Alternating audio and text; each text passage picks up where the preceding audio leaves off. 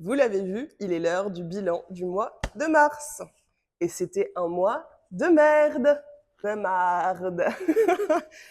Oui, alors, on va commencer par le commencement. Ce mois-ci, je suis extrêmement fière de moi. Parce que j'ai appris à arrêter de lire des livres qui ne me plaisent pas et qui, je le sens, ne vont rien m'apporter. Enfin, j'ai appris. Je suis en cours d'apprentissage, ce serait beaucoup plus juste de dire ça comme ça. Donc, d'abord, comme vous le savez, pour une fois, j'avais fait une pile à lire parce que c'est le moment du carême et pendant le moment du carême, j'ai envie de lire des textes autour de la religion. Pour cela, j'ai attendu de lire Confession de Saint Augustin, qui est un livre dans lequel Saint Augustin nous raconte ses tribulations de jeune homme. Il nous fait la liste de tous les péchés, il nous liste vraiment toutes les moindres petites fautes qu'il a faites lorsqu'il était enfant, puis adolescent, puis adulte. Et ensuite, je me suis arrêtée, mais j'imagine qu'il va nous expliquer comment est-ce qu'il a retrouvé la foi, est-ce qu'il a rendu vraiment croyant. Mais je n'ai pas pu passer ces chapitres, je les ai trouvés ennuyeux, c'est tout ce que je déteste dans une religion, à savoir c'est un énorme gospel de remerciements pour le pardon et juste ce truc de culpabilisation pour tout ce qu'on aurait fait qui serait mauvais. Euh, ce qui n'est pas ma vision des choses, donc ça m'a un peu repoussée. Et je me suis dit, bon, au lieu de perdre son temps, peut-être que j'y reviendrai plus tard, parce que on en reparlera, mais j'ai lu un autre livre qui s'appelle La controverse de Valladolid, dans lequel certains des arguments contre et qui m'ont heurté viennent de ce monsieur, Saint-Augustin. Donc pas glorieux, je trouve, comme héritage. Ensuite, et ça me rend très très triste, donc je vous l'avais dit, je lisais le recueil des contemplations de Victor Hugo, et je n'arrive pas à avancer plus que ça, je n'ai pas envie d'y retourner. Je crois vraiment, c'est la deuxième fois que je lis des poésies, je n'aimais pas beaucoup à l'école, mais je trouvais ça amusant de devoir faire le schéma, là. Vous savez, sur nos petits cahiers où il y avait la poésie sur les lignes et la place pour le dessin, ça j'aimais bien. J'ai beaucoup aimé l'étudier parfois à l'école avec certains bons professeurs de français, mais il s'avère que quand je suis toute seule, j'ai du mal, je comprends pas les métaphores, etc. Donc je me suis dit, bon, au lieu de se mettre la pression, on arrête, et puis si j'ai envie d'aller le feuilleter plus tard, je ferai ça. Mais pas un énorme coup de cœur, malheureusement, parce que vraiment Victor Hugo m'a conquis avec Claude Gueux, avec Le Dernier jour d'un condamné et avec Notre-Dame de Paris. J'ai d'ailleurs avec moi Les Misérables qu'il faut absolument que je lise et 93 que j'ai très envie de m'approprier également. Et en fait, bon, la poésie, c'est pas grave, c'est pas lui, je pense que c'est moi. Lol. C'est pas toi, c'est moi. Et le dernier, Moby Dick. Si vous avez pas vu, j'en profite pour vous montrer mes ongles. Lol. Moby Dick. Bon, Moby Dick, je voulais quand même savoir la fin. Donc j'ai lu la moitié. Je crois que j'ai lu jusqu'au chapitre 55. Il y a 135 chapitres. J'ai écouté jusqu'au chapitre 99-100. Et je ne comprenais rien. Je trouve que c'est extrêmement difficile d'accès si on n'a pas une énorme culture littéraire, si on n'a pas une énorme culture historique. Je trouve ça très compliqué de s'attacher au personnage. Personnellement, à part Quick-Egg, et franchement, c'était au début, parce qu'à la fin, j'étais là, mais franchement, tant pis, quoi. Enfin, peu importe ce qui lui arrive, j'en ai rien à faire. L'amour des baleines dans ce livre me met extrêmement mal à l'aise, ils sont quand même en train de les massacrer. Donc pour vous en parler un peu, oui, parce que du coup j'en ai parlé nulle part. Moby Dick, c'est l'histoire d'un équipage de bateau qui va aller chasser la baleine, normalement pour se faire de l'argent, comme c'était le cas aux États-Unis à cette époque. Et je ne me souviens même plus quel siècle. Alors ça, c'est un peu dommage, parce que pour le coup, c'est le seul truc d'histoire dont je pourrais me souvenir. Voilà, au 19e, dans la région, enfin dans la ville de Nantucket, il y a énormément de pêcheurs de baleines. Et donc, c'est leur vie, ils l'utilisent pour tout aux États-Unis, pour les travaux, pour la lumière, pour l'électricité, blablabli, blablabla, blablabla. Donc, on tue des baleines, on prend leur graisse, et sur les bateaux, ils vont manger la baleine. Mais franchement, est-ce que j'avais besoin d'en savoir autant sur les cétacés? Non. Est-ce que je suis contente de le savoir maintenant? Oui. Mais vraiment, il y avait d'autres façons beaucoup plus intéressantes de l'apprendre. Reportage imaginaire pour les enfants, imaginaire pour les adultes, sur les cétacés. Et vraiment, là, j'ai trouvé ça imbuvable. L'écriture est extrêmement, pas pompeuse, mais complexe et des tournures de phrases quasiment bibliques. C'est du vieil anglais à la manière de Kipling, donc très difficile d'accès. Et l'histoire ne m'a pas du tout accroché. À un moment, je me suis dit, ah, ça va prendre, maintenant qu'on s'est rendu compte que Ahab, c'est un égoïste. Ahab, c'est le chef du bateau, et en fait, il est égoïste. Je vous laisse découvrir si jamais vous voulez le découvrir. Mais vraiment, à la fin, j'étais là, bah, tout ça pour ça. Merci. Donc, ce que j'ai fait, c'est que pour les derniers chapitres, il y a un cours en ligne qui s'appelle, je sais plus, Core Hero, je crois. Et le gars prend chaque chapitre et fait un petit résumé de ce qui se passe avec les explications des métaphores et des images. Merci, merci, merci. Donc ça, je ne recommande pas. Franchement, j'ai pas du tout aimé. Si vous avez aimé, je pense que déjà vous avez un master en littérature. Voilà, c'est mon avis. Mais même si c'est pas le cas, je serais curieuse d'avoir votre avis sur le pourquoi du comment, parce que franchement, je l'ai trouvé imbuvable. Et je suis dégoûtée. Mais bon, je sais tout ce qui s'est passé dans l'histoire, etc. Je pense honnêtement que ça va pas du tout me marquer, mais bon, c'est comme ça. C'est comme ça. Ensuite, sur ma pile à lire, toujours pour le mois de mars, j'avais l'histoire des croisades de Steven Russinman. Alors là, je suis très fière de moi de l'avoir terminé, et en plus, regardez-moi cette beauté. J'ai mis des petits post-it pour faire des petits résumés là, à chaque fin de chapitre. Donc je trouve ça absolument génial. Pas pour vous, mais pour moi. Je me suis vraiment approprié le livre. Je trouve qu'il est extrêmement difficile aussi d'accès, mais que c'est hyper intéressant. Donc celui-ci raconte la première croisade, comment est-ce qu'on est parti de l'Empire franc jusqu'à Jérusalem en traversant les guerres avec les Turcs. Mais tout ce que je retiens, c'est vraiment on marche, on marche, on marche, on détruit les villages parce que c'est comme ça qu'on payait les soldats à l'époque. On s'installe beaucoup de jeux de guerre, etc. Et en fait, ça m'a tellement fait penser à Game of Thrones ou à tous ces livres de romans historiques. Et du coup, j'ai extrêmement envie de lire la série des Rois Maudits de Druon, si je ne me trompe pas, que je vous mettrai là, parce que c'est de l'histoire, c'est 100% basé sur des faits historiques, et c'est vrai, ce qu'il raconte, mais sous forme de livres romancés. Donc c'est exactement ce que j'aime, plutôt que des trucs un peu imbuvables comme ça. Le fait est que j'ai commencé le deuxième tome de cette série, que j'apprécie énormément. Je ne pense pas pouvoir le finir avant mes vacances. C'est pas grave, on fera une petite pause. Mais franchement, c'est quand même un travail de fourmi que d'aller chercher les dialogues, les liens entre les différentes personnes. Et en fait, j'ai du mal à me dire qu'on a accès à autant d'informations. Mais aussi, quand je lis les destructions qui ont été faites sur les autres cultures, je me dis, mais mamma mia, c'est horrible. Toute l'information qu'on a perdue, toute l'architecture, toutes les idées, etc. Ça me fend le cœur. Mais très bon livre. Je pense vraiment que j'aurais dû l'acheter en français, ou que j'aurais dû lire un livre sur le même sujet en français.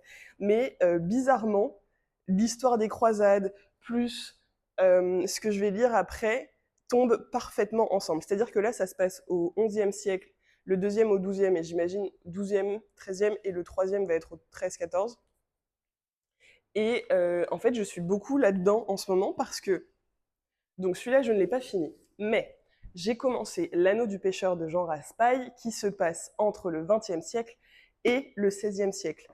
Donc ça se passe après les croisades, mais malgré tout, on reste vraiment dans l'ambiance des papes, de la guerre, des rois, etc.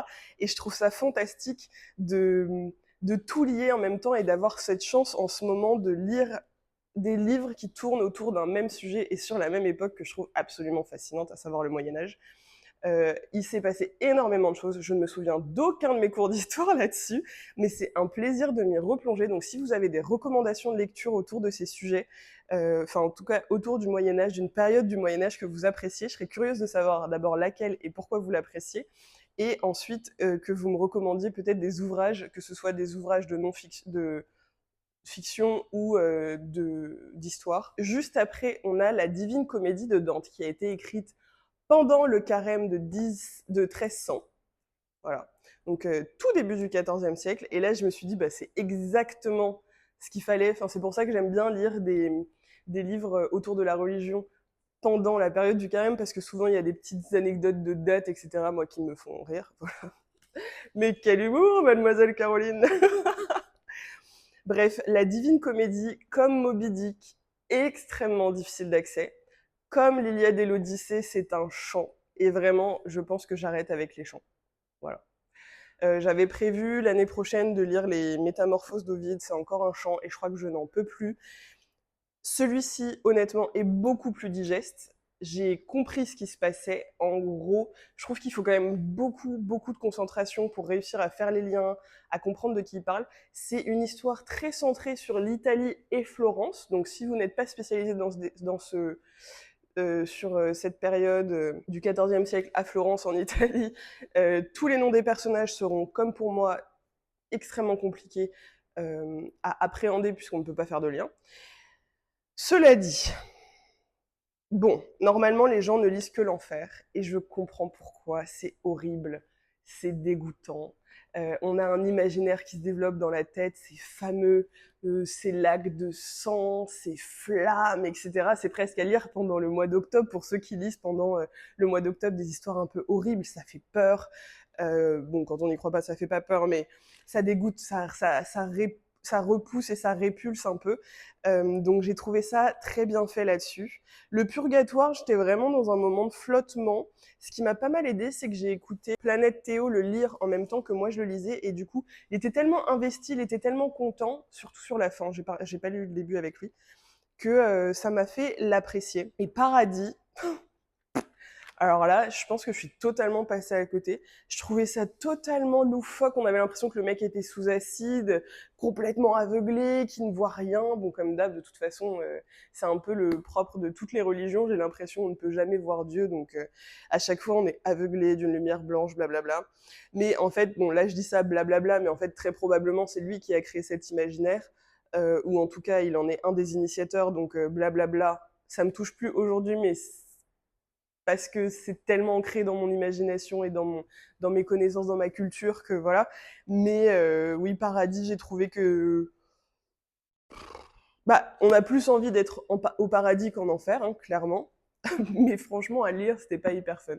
Voilà. Voilà pour ça. Je suis contente de l'avoir lu, mais c'est pas un livre vers lequel je retournerai, je pense. Et ensuite, mon coup de cœur du mois, je pense, la controverse de Valladolid de Jean-Claude Carrière, que je définis comme une lecture absolument obligatoire pour ceux qui s'intéressent de près ou de loin à l'esclavagisme, à la conquête de l'Amérique, à l'histoire de France, à l'histoire de l'Église et du Vatican, mais aussi à l'histoire de l'esclavage en Afrique et du commerce triangulaire. C'est un livre qui fait 250 pages à peu près, qui est extrêmement bien raconté. On a les 30 premières pages qui sont consacrées à nous raconter l'histoire de l'Espagne et du Portugal lors de la conquête, leur arrivée, qui va nous présenter les deux personnages qui vont être défenseurs du pour et du contre de la controverse qui va avoir lieu à Valladolid en 1550. Et cette controverse tourne autour de la question: est-ce que les Indiens ont une âme et peut-on continuer à les exploiter en tant qu'esclaves? Grande question, vous allez me dire. Pas du tout.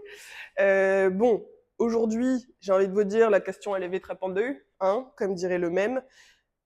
Mais à l'époque, en fait, j'ai trouvé ça fascinant, vraiment, de voir qu'à l'époque, l'Église avait une telle emprise sur le monde, en tout cas le monde que nous on connaît, à savoir le monde européen, qu'en découvrant, c'est difficile de se mettre à leur place, et en même temps j'ai essayé, c'est vrai qu'en arrivant sur un nouveau continent, une terre qu'on ne connaît pas, végétation qu'on ne connaît pas, ou très peu parce qu'ils ont été en Afrique, mais vite fait, on voit des gens qui nous ressemblent, mais pas vraiment.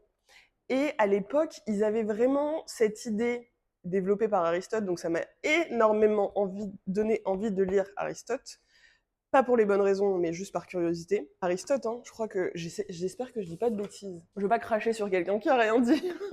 Aristote qui aurait proposé cette classification de l'humanité. voilà, qui nous a posé beaucoup de problèmes pendant quelques siècles quand même, hein. Aristote, on n'est pas content. Je sais plus où il t'a mis, lui, dans son truc sur la Divine Comédie, si t'es en enfer ou dans le purgatoire. Ben, en tout cas, t'es pas très haut dans l'échelle sociale, ça, je peux te le dire. Quoiqu'à l'époque, il l'a peut-être mal classé.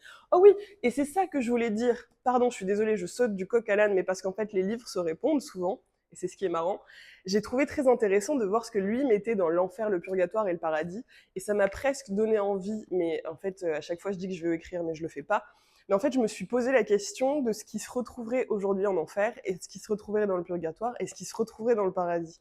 Et je pense que ce serait un exercice marrant à faire que de réécrire la Divine Comédie de façon moderne, justement pour voir euh, nos mœurs, comment est-ce qu'elles ont influencé ce qu'on pourrait classer dans quelque chose de punissable, d'une horreur et d'une souffrance éternelle, à quelque chose qui est récompensable, à quelque chose de bonheur éternel, et quelque chose qui est pardonnable aussi, et en fait, de voir quel personnage on placerait où.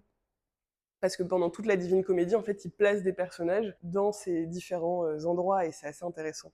Bref, donc Aristote, je pense que tu seras en enfer, clairement, mais c'est un avis, voilà, du 21e siècle et pas du 16e. Et en fait, toutes ces questions qu'il se pose, donc il y en a un qui défend le fait que ce sont des humains, mais que leur âme a une moindre valeur que celle des Européens, et que pour ça, on doit continuer à les mettre en esclavage, parce que de toute façon, ils ont une nature d'hommes soumis. Ils acceptent l'esclavage. Donc, de fait, ce sont des esclaves. Je crois que ça s'appelle un tautologisme, hein, ce genre de truc. Je sors mon grand vocabulaire parce que vraiment je n'ai pas la définition en tête et je dis probablement une ânerie. Donc ça, c'est Sepúlveda, qui est un philosophe. À côté de ça, on a Lascalas, Dieu merci pour lui. On a Lascalas, qui est un prêtre, qui a vécu dans les Indes, qui a travaillé avec eux, qui était un petit con dans sa jeunesse, qui avait un esclave, qui les considérait comme des sous-hommes. Et puis, à force d'étudier leur culture, d'essayer de les comprendre, de discuter avec eux, il s'est rendu compte que ce sont des humains et qu'ils ont la capacité d'être sauvés par Dieu, parce que c'est ça toute la question. Est-ce que l'Église autorise ou pas l'esclavage? Si elle n'autorise pas l'esclavage, on doit avoir une mission salvatrice, évangélisatrice pour ces Indiens. Ils doivent devenir chrétiens. Mais ce que j'ai adoré dans ce livre, c'est que Lascalas, qui est un fervent croyant, qui est prêtre, qui a pris l'habit, on sent parfois se craqueler cette croyance selon laquelle ils ont besoin d'être chrétiens. Et j'ai trouvé ça fameux. On sent qu'il se dit, chrétien ou pas chrétien, je pense toujours, parce que moi je le suis, que leur âme vaut la peine d'être sauvée, mais si ils refusent d'être chrétiens parce qu'ils préfèrent leur Dieu, et comment leur en vouloir? Est-ce que nous choisirions un autre Dieu que le nôtre? Je pense quand même qu'ils valent la peine d'être sauvés. Et j'ai trouvé ça fameux et décrit d'une façon assez délicate dans le livre. Je ne sais pas à quel point c'est vrai, ça reste un livre romancé, c'est des époques qui sont lointaines, on n'a pas... Enfin, on a des écrits de Lascalas, mais que je n'ai pas lus personnellement, donc je ne vais pas m'engager pour dire qu'il pensait comme ça, mais c'est comme ça que Jean-Claude Carrière l'a présenté. Et j'ai trouvé ça génial parce que de toute façon, dans ce qui est présenté comme argument, croyant ou pas croyant, on a du mal à se dire qu'on peut justifier des atrocités pareilles. Je vous passe les atrocités. Mais vraiment, ce livre, je le recommande à 200%. Moi, je l'ai dévoré. J'ai dû faire une pause quand même à un moment parce que c'était lourd de lire tous ces massacres, de lire tous ces arguments contre ce qu'on considère aujourd'hui à raison comme des êtres humains sans même se poser la question. Enfin, je veux dire, les Américains sont des êtres humains, les Indiens, les Africains, les Européens, tout le monde, il n'y a pas de question là-dessus, il n'y a pas de classification. Ah, j'ai trouvé ça fascinant, cette controverse et les arguments qui sont présentés. Et le fait de prendre le temps pendant plusieurs jours, rencontrer les gens, parler de leur culture, montrer leur culture, voir comment ils réfléchissaient à l'époque sur ce qui fait de nous un être humain, les réactions, la maternité, etc. Des stéréotypes aujourd'hui, mais qui sont parfois vrais quand même. On a quand même des réflexes qui sont les nôtres, mais est-ce que ça peut être des réflexes aussi animaliers? En fait, des questions, justement, qu'on n'ose plus se poser aujourd'hui, parce que c'est rentré dans nos réflexions, dans nos vérités, qui sont toujours intéressantes à se poser, parce que ce qui fait de nous des êtres humains, c'est aussi nos différences, c'est aussi nos cultures, c'est aussi nos réactions, mais c'est en étudiant aussi ce que vont faire la majorité des êtres humains, donc les traits communs d'une espèce, qu'on va réussir à détecter des gens qui vont avoir, par exemple, des minorités, quoi. C'est comme ça qu'on va identifier des neurodivergents, c'est comme ça qu'on va identifier ceci, cela, etc. C'est en cherchant la différence qu'on va aussi pouvoir élargir notre cercle de tolérance, et c'est en cherchant la différence, mais aussi ce qui nous rassemble, qu'on arrive à écrire des livres absolument fantastiques, comme L'inventaire des rêves de Chimamanda Ngozi Adichie, qui est un livre dont je vous ai parlé en long, en large et en travers dans une vidéo de Qu'est-ce que je vous sers que je vous mets là-haut. C'est un livre où on se pose la question de la différence. Ici, des personnes qui ont immigré du Nigeria vers les États-Unis, qui se sont même expatriés, on peut dire, et pour certains qui ont juste la double nationalité. C'était génial. Malheureusement, ma lecture a été un peu teintée par le scandale de Chimamanda. Mais j'ai décidé que ça n'allait pas en fait m'empêcher de lire ses livres et que ça n'allait pas m'empêcher de les apprécier. Elle a une plume que j'ai trouvée absolument fantastique. Elle aborde des sujets que j'ai trouvés géniaux, comme le stéréotype de l'universitaire, le fait de ne pas pouvoir poser des questions parce qu'on défend des valeurs et en fait de refuser d'aller dans le fond du sujet, le fait de juger féminisme, le désir d'être mère, les agressions sexuelles. Et on parle aussi de corruption, on parle d'Africains riches, on parle de dynamique sociale entre des riches, leur personnel de maison, entre des Occidentaux et des Africains, entre la double culture et les cultures simples. Et c'est vraiment à lire et à relire, et on apprendra encore des choses. C'est un livre qui est vraiment bien écrit. Bon, c'est du Chimamanda, j'étais ravie de découvrir sa plume en anglais. Elle écrit extrêmement bien. Les traducteurs font un énorme travail pour les traduire aux mots, mais aussi à l'émotion plutôt. Très beau, très plein de réflexions. Voilà, donc ça c'était mes deux petits coups de cœur, avec le troisième qui est une pièce de théâtre d'Albert Camus, qui s'appelle Les Justes et qui parle d'une révolution en Russie. Comment est-ce qu'on fait la révolution? Qu'est-ce qui fait de nous un révolutionnaire? Et toutes ces petites questions dans une très petite pièce de théâtre en 5 actes et 150 pages, qui est écrite de façon fabuleuse. J'étais ravie de découvrir Camus grâce à ce livre. Oh! Suis-je bête? Dans mon premier épisode de Qu'est-ce que je vous sers, j'ai lu 3 livres. Donc pareil, je vous réfère à la vidéo parce que j'en ai parlé de façon extensive, mais alors c'était 3 livres que j'ai adorés. Le premier, c'est la BD En lutte de Fabien Toulmé, qui est un auteur-dessinateur que j'aime beaucoup, dans lequel il va parler de 3 histoires de lutte. Et j'ai trouvé que c'était fait avec beaucoup de délicatesse. J'aime beaucoup son dessin qui appelle à l'innocence dans les questions posées, mais du coup, il se permet de poser des questions que peut-être parfois des gens comme Darnell dans L'inventaire des rêves ne pourraient pas poser parce qu'en fait, il refuse de tomber dans des stéréotypes tout en devenant un. Bref, vous aurez compris que Darnell et moi, c'est pas ça. Donc vraiment, En lutte, j'ai trouvé ça génial. Je recommande les BD de Fabien Toulmé. Franchement, de toute façon, ce mec, il est génial. Ensuite, j'ai lu la duologie de la Greer Family de Barbara Kingsolver, L'abricotier en français. Je ne me souviens plus du nom de la personnage principale, mais on va l'appeler Jenny, parce que je sais qu'à un moment, elle change de prénom et elle choisit un truc très américain. Jenny, c'est une femme qui a toujours cherché à fuir les grossesses jeunes et sa ville. Donc, quand elle est assez grande et qu'elle a suffisamment d'argent, elle se casse. Et qu'est-ce qui se passe sur sa route? On lui fout un bébé dans sa voiture, pas d'information, mais un enfant qui a subi des sévices. Et elle va se sentir obligée de prendre soin d'elle parce que cet enfant s'agrippe à elle comme une petite tortue avec ses petites pattes. Et en fait, pendant ces 2 tomes, je vais pas trop en parler en détail parce que vraiment, je vous invite à aller regarder la vidéo, mais pendant ces 2 tomes, on va avoir de très grandes questions qui se posent sur ce qu'on appelle aux États-Unis l'adoption interraciale, à savoir des Blancs qui vont adopter des enfants qui sont des natifs, donc des Indiens d'Amérique. On reste encore dans dans la controverse de Valladolid. Tout tourne autour du Children Act qui a été mis en place aux États-Unis et qui dit que peu importe qui a adopté un enfant natif, le clan a le droit de réclamer cet enfant.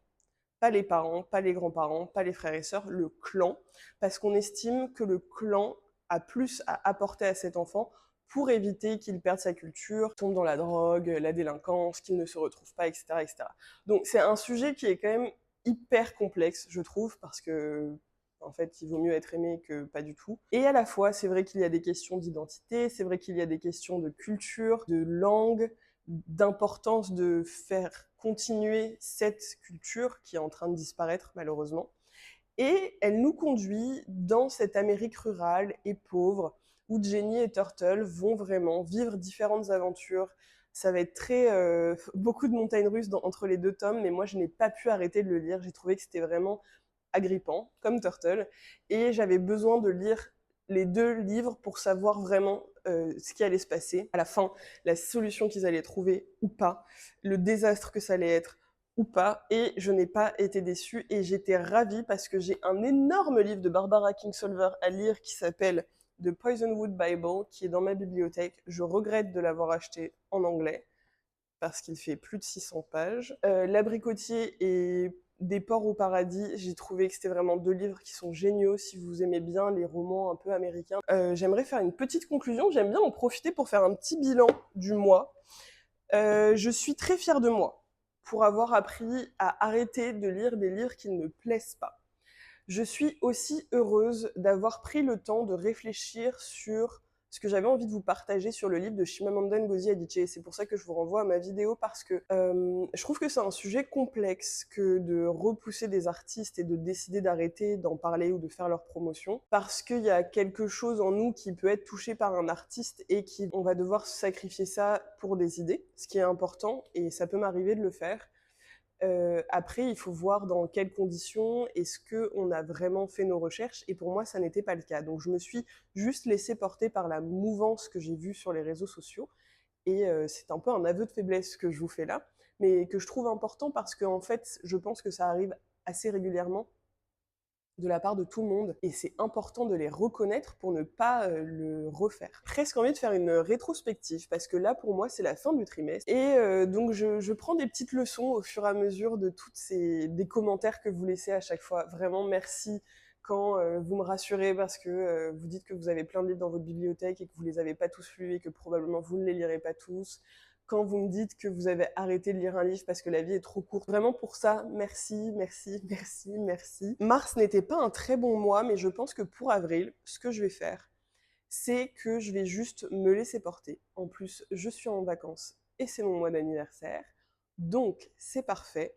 Je vais profiter d'être à l'étranger, dans un pays où il y a des librairies à tous les coins de rue pour pouvoir acheter un livre par-ci, le lire, puis en acheter un autre, trouver des BD qui me plaisent, prendre le temps de lire le dernier Hunger Games qui est sorti et que j'ai vraiment hâte de lire. J'adore les Hunger Games. Voilà, je sais pas si c'est enfantin de dire ça. Je trouve que Suzanne Collins écrit extrêmement bien. Elle a une plume qui est assez touchante et je me souviens que c'est le premier livre qui m'a fait pleurer parce que j'avais vu le film, donc le premier des Hunger Games, et j'avais pleuré au moment où la petite roue meurt. Et dans le livre, ça me provoque les mêmes émotions à chaque fois. Je l'ai lu 2 fois, le premier, et à chaque fois, j'ai pleuré. Et je trouve ça assez fou. Et donc, j'avais acheté, en 2023, j'avais acheté les 3 premiers parce que je savais qu'il y avait La balade des serpents et des oiseaux qui sortaient.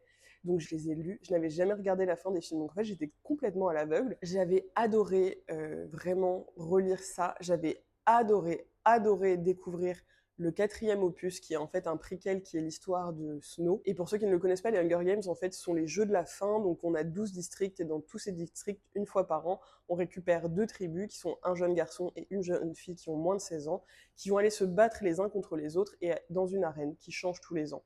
Et à la fin, il ne doit en rester qu'un seul, un seul survivant qui va devenir un héros et qui va avoir accès à des privilèges. Chaque fois, les tribus sont coachées par les anciens gagnants de leur district s'il y en a. Et au cours de ces coachings, on va rencontrer notamment le personnage de Emmich, qui va coacher Katniss Evergreen, qui est le personnage principal, mais j'ai l'impression que je vous explique les Hunger Games, alors que maintenant c'est vraiment devenu un objet culturel avec le Gémeaux cœur. Susan Collins dit toujours qu'elle n'écrit que quand elle a quelque chose à dire, politiquement. Parce que les Hunger Games, c'est une énorme critique de la société de consommation.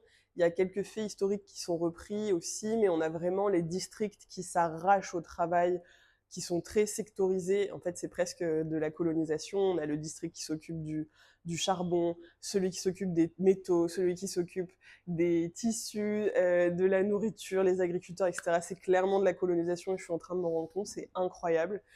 Et à côté, on a le Capitole, donc la métropole. Et dans ce Capitole, on va avoir des gens qui s'habillent bien, qui mangent beaucoup, qui boivent, qui font la fête. C'est des gens qui kiffent leur vie, qui manipulent tout le monde, qui ont tous les pouvoirs politiques. Et en fait, l'idée, c'est de faire un peu exploser tout ça. Donc c'est une dystopie qui a été écrite plutôt pour les jeunes adultes, mais je trouve qui est accessible à tout le monde, qui est importante à lire. Dans cette nouvelle sortie qui est sortie déjà en mars, là, Susan Collins nous offre l'histoire d'Haymitch. Haymitch qui est aussi un survivant du district 12, comme Katniss Evergreen, et qui a une histoire un peu plus compliquée, et on la connaît, enfin on sait tous comment elle a fini, pour ceux qui connaissent le livre, mais en tout cas j'ai vraiment hâte de m'y plonger et de voir à quel sujet d'actualité ça me fait penser, que ce soit au niveau politique, économique ou social. Donc vraiment ça, j'ai très très hâte. Et puis après, je veux juste me faire plaisir. J'ai très envie de lire aussi Ce que je sais de toi, qui est sorti chez Folio. Et j'ai envie de lire Le Palais des Rêves, que j'ai entendu sur une chaîne Booktube française qui a l'air très intrigant. Bref, tout ça pour vous dire que j'ai hâte du mois d'avril. J'espère vous partager des trucs un peu chouettes. Bisous!